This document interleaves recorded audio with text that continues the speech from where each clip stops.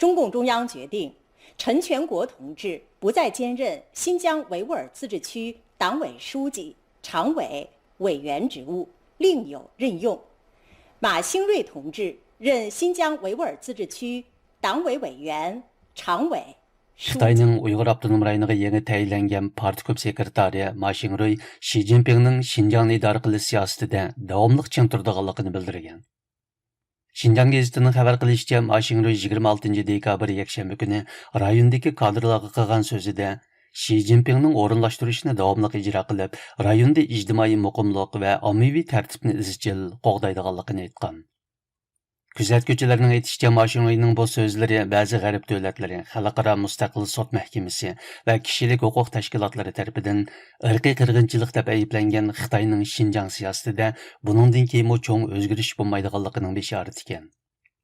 Xitoy Kompartiyasi 25 dekabr tuyuqsiz qaror chiqarib, Uyg'ur Avtonom Rayonlik partkomining sekretari Chin Chuangoning buningdan keyin bu vazifani o'tamaydiganligini e'lon qilgan.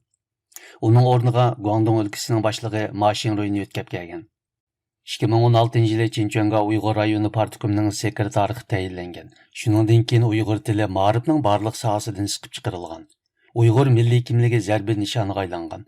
Mutaxassislarning mo'ljallashicha taxminan 1,8 million dan ortiq Uyg'ur qayta tarbiyalash nomidagi yig'ilish lagerlarga qamalgan. Chinchuanga millionlagan Uyg'urning lager va turmalarga qamalishi, majburiy emgakka silinishi, Uyg'ur oilalarining vayron qilinishi, Uyg'ur ayollarining tug'mas qilinib, Uyg'ur naposining planliq, sistemalik va maqsadli azaytilishida o'ynagan roli sababli xalqaro javobgarlikka tortish cho'qonlari kun sayin kuchayotgan bir vaqtda vazifasidan ayrilgan. Xinjiang gazetining aytishicha, Ma Xingrui 26 dekabr ochgan tunji katrinlar yig'inida biz Xinjiang jamiyatidagi uzun muddatli muqimlikni qat'iy saqlashimiz kerak.